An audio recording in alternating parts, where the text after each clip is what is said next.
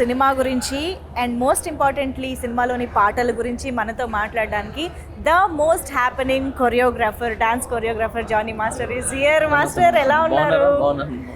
So భారతీయుడు 2 అంటే ఈ సినిమా పేరుని పలకడం కూడా చూసారా, భారతీయుడు 2 అని అనలేం, భారతీయుడు 2 అనాలన్నమాట. భారతీయులు కాబట్టి ఆ గర్వం ఉంటుంది, ఆ ప్రేమ ఉంటుంది, ఆ సినిమా అంటే ఆ ఇష్టం కూడా ఆ రేంజ్ లో ఉంటుంది. మాస్టర్, ఫస్ట్ ఆఫ్ ఆల్ భారతీయుడు సినిమా ఫస్ట్ రిలీజ్ అయినప్పుడు మీరు ఏం చేస్తూ ఉన్నారు? నేను ఊర్లో మెకానిక్ పని చేసుకున్నా. మెకానిక్ పని చేసుకున్నది అది. ఎంత చిన్నపిల్లలు నేను. సో చదువు లేదు, ఓకే చదివాం, అంతంత మాత్రం చదివా, బట్ మెకానిక్ పనిలో ఉన్నాను. పక్కనే థియేటర్స్ అన్నీ. ఎక్కడ ఎక్కడ ఇది? నెల్లూరులో పక్కనే థియేటర్స్ అన్నీ పక్కనే.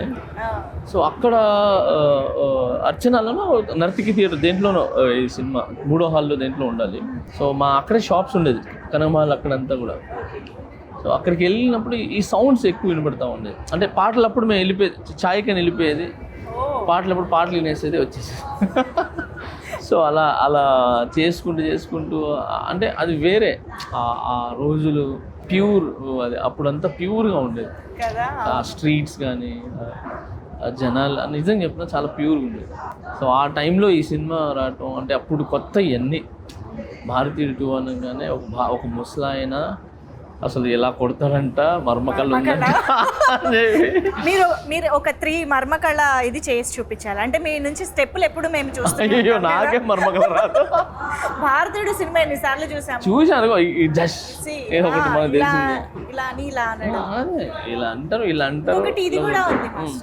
ఇలా పెట్టి ఇలా గుద్దితే ఎప్పుడైనా ప్రయోగించారు ఎవరి మీద? చిన్న సినిమా చూసి వచ్చిన అదే పని. చిన్నప్పుడు ఎవరైనా మాట్లాడినా, ఎవరైనా ఏదైనా చేసినా అలా ట్రై చేసేది. బట్ మజాక్ రా బాబు అని చెప్పి మళ్ళీ, కానీ వచ్చేది కాదు అది మా అందరికి. అదొక ఆర్ట్. ఇప్పుడు మార్షల్ ఆర్ట్స్ ఎలాగో, సో అలాగా మర్మకళ అనేది అందులో మన ఇండియన్స్ దాంట్లో. ఇప్పుడు మార్షల్ ఆర్ట్స్ అనేది ఎక్కడి నుంచో వచ్చింది. సో అలాగా మనకు ఇక్కడ మర్మకళ అనేది మన ఇండియన్స్లో క్రియేట్ అయింది. మర్మకళ అనేది అది మన ఇండియాలో ఉండటం అనేది అది నిజంగా అది గ్రేట్గా అండ్ చాలా గర్వంగా ఫీల్ అవుతాం. అలాంటి మనకి తెలియని ఎన్నో ఎలిమెంట్స్ ఉన్నాయి, చాలా ఉన్నాయి దీంట్లో.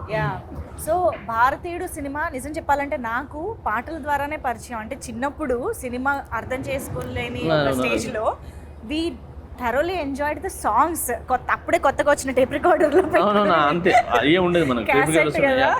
సో అవి బాగా గుర్తనమాట. సో అలా సాంగ్స్ పరంగా మీకున్న మెమరీస్ ఏంటి భారతీయుడు 2 మూవీ?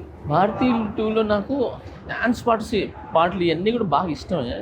కానీ దాంట్లో నాకు ఎప్పటికీ గుర్తుండిపోయేది, హార్ట్ టచింగ్గా బాగా ఇష్టంగా ఉండేది, డబ్బుల్ని పడవలుగా చేసి వదిలేసి, అంటే ప్రేమ ముఖ్యము, అంటే అంటే ఎదుటోళ్ళ కళ్ళల్లో సంతోషం అది ముఖ్యం, డబ్బులు కాదురా అని చెప్పి అప్పట్లో 500 తను చేసి వదలటం అనేది, ఆ యొక్క మాంటేజ్ అనేది అసలు చాలా చాలా ఇష్టం నాకు. అందుకే పచ్చని చిలుకలకు తోడు ఉంటే అనేది నాకు చాలా ఇష్టం. మిగతా డ్యాన్స్ సాంగ్ ఉన్నాయి, బట్ ఆ సాంగ్ అనేది బాగా ఇది తగిలేస్తుంది ఇక్కడ.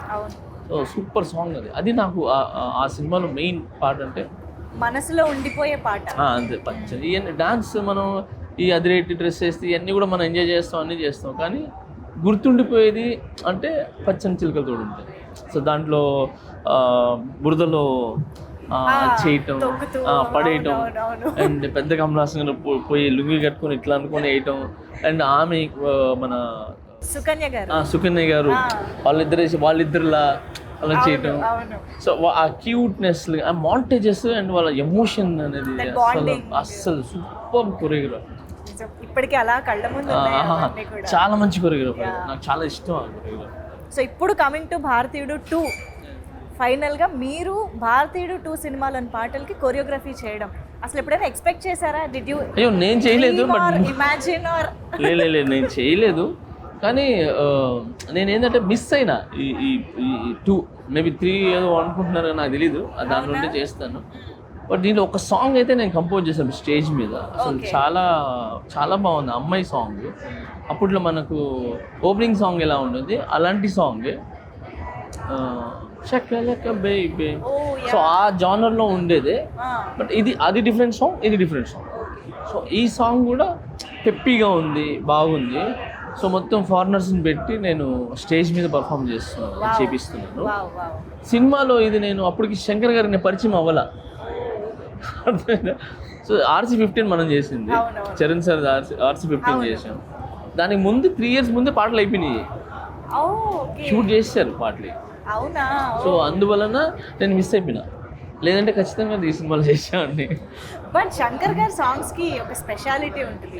ఆయన ఒక్కొక్క సాంగ్ ని చెక్కి ఒక థీమ్ పెట్టి దానికి యునో ద మేకింగ్ లో కానీ కొరియోగ్రఫీలో కానీ గెటప్స్, లొకేషన్స్ అన్ని చాలా వెరైటీగా ప్లాన్ చేస్తూ ఉంటారు కదా శంకర్ గారు. ఫస్ట్ డాన్స్ ఇవన్నీ పక్కన పెట్టి, అంటే ఎవరు చూడనిది నేను చూపించాలి. అది మ్యూజిక్ కావచ్చు, లేదనంటే సెట్ కావచ్చు, ఏదైనా డ్రెస్సులు కావచ్చు, మేకప్ కావచ్చు, లేదంటే పాటలో స్కీమ్, ఒక స్టోరీ కావచ్చు. సో ఇవన్నీ ఎవరు చూడని కన్ను నేను చూపించాలని ఎప్పుడు థింక్ చేస్తుంటాను. సో నేను RC15 కూడా వర్క్ చేసినప్పుడు సేమ్ ఇదే, అంటే ఇది వద్దు, ఇంకేదైనా చేద్దాం అని ఆయన నాకు ఐడియాస్ ఇస్తుంటే నేను ఈయనకి ఆడి నుంచి వస్తున్నారు బాబు ఇంత ఐడియాలో మన బుర్ర. ఫస్ట్ శంకర్ గారు ఒక ఐడియాతో వస్తారా, ఈ సాంగ్ ఇలా చేద్దాం, ఒక ఐడియాతో కాదు 100 ఐడియాస్ వస్తారు, అన్ని తీసుకుని వస్తారు. మేము దాంట్లో ఏం సెట్ చేయాలా, ఎలా సెట్ చేయాలా అని చెప్పి. But easy. ఓకే, అక్కడ proper technician, proper hard work, talented ఉన్నాడు అనుకోండి, వాడికి చాలా ఇష్టపడుతుంది ఆయన చెప్పి, అంటే ప్యాషన్ అయిపోతాడు తనకి. ఎందుకంటే అంటే కొత్తవి తను నేర్చుకోవచ్చు, తను కూడా ప్రూవ్ చేసుకోవచ్చు. సో శంకర్ గారితో వర్క్ చేసే అవకాశం దక్కింది, కమల్ హాసన్ గారితో చేసే అవకాశం మిస్ అయింది. But no problem. బట్ సినిమాలో చేయకపోయినా అవును, Manifesting India 3 ఖచ్చితంగా దాంట్లో చేస్తాను, నమ్ముదాం. కలిసారా ఎప్పుడైనా కమల్ హాసన్ గారిని?